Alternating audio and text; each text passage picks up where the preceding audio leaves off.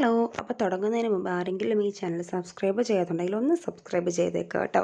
അപ്പോൾ വീണ്ടും ടേസ്റ്റ് ടൈമിലേക്ക് സ്വാഗതം. ഇന്ന് നമ്മൾ ഉണ്ടാക്കാനായിട്ട് പോകുന്നത് നല്ല അടിപൊളി റവ ഉപ്പുമാവാണ്. നല്ല കറക്റ്റായിട്ട് പെർഫെക്റ്റായിട്ട് എങ്ങനെ ഉണ്ടാക്കുന്നത് നോക്കിയാലോ.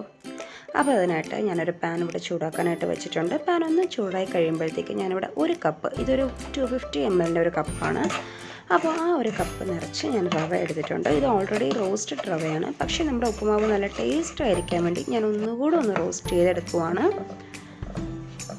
അപ്പോൾ ലോ ഫ്ലെയിമിലിട്ട് റോസ്റ്റ് ചെയ്തെടുക്കുക.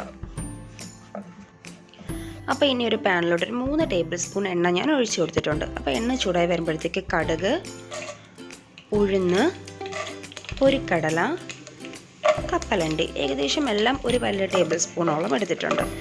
ഇനി എല്ലാം കൂടി ചെറുതായിട്ടൊന്ന് റോസ്റ്റ് ചെയ്തെടുക്കുക.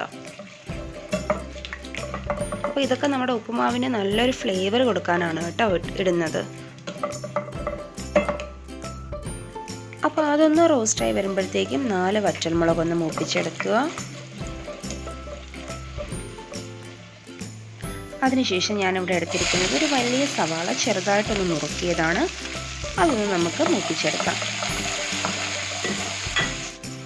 ആവശ്യത്തിനുള്ള ഉപ്പ് ചേർത്ത് കൊടുക്കുക. സവാള ചെറുതായിട്ടൊന്ന് വാടി കിട്ടുമ്പോഴത്തേക്കും നമുക്ക് എരിവിനനുസരിച്ച് ഞാനിവിടെ 2 പച്ചമുളക് ചെറുതായിട്ട് നുറുക്കിയത് ചേർത്ത് കൊടുക്കുന്നുണ്ട്. അതിനുശേഷം ഞാനിവിടെ ഒരു 1/2 കപ്പോളം ക്യാരറ്റ് ചെറുതായിട്ട് സ്ലൈസ് ചെയ്തതാണ് ചേർത്ത് കൊടുക്കുന്നത്. അപ്പോൾ നിങ്ങൾക്ക് വേറെ ക്യാപ്സിക്കം വേണമെങ്കിൽ ചേർത്ത് കൊടുക്കാം, അങ്ങനെ എന്ത് വെജിറ്റബിൾസ് വേണമെങ്കിലും ചേർത്ത് കൊടുക്കാവുന്നതാണ്. അപ്പോൾ ഞാനിവിടെ ക്യാരറ്റ് മാത്രമാണ് ചേർത്ത് കൊടുക്കുന്നത്. അതിനുശേഷം നമുക്ക് മൂടി വെച്ചൊന്ന് വേവിച്ചെടുക്കാം.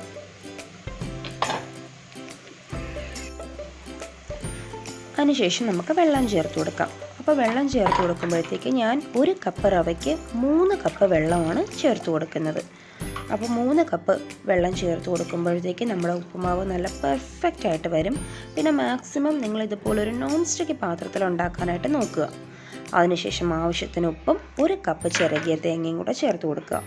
ഇനി ഇതൊന്ന് തിളച്ച് വരാനായിട്ട് വെയിറ്റ് ചെയ്യാം.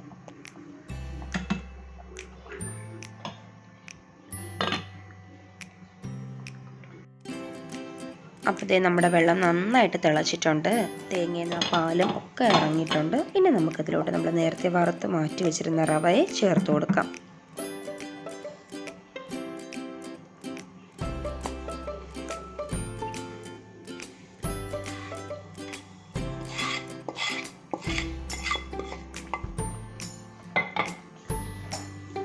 അപ്പോൾ നമ്മുടെ റവ ഇട്ടതിന് ശേഷം നന്നായിട്ട് വെള്ളത്തിനോടൊപ്പം മിക്സ് ചെയ്തെടുക്കുക. നന്നായിട്ട് തന്നെ മിക്സ് ചെയ്ത് കൊടുക്കുക.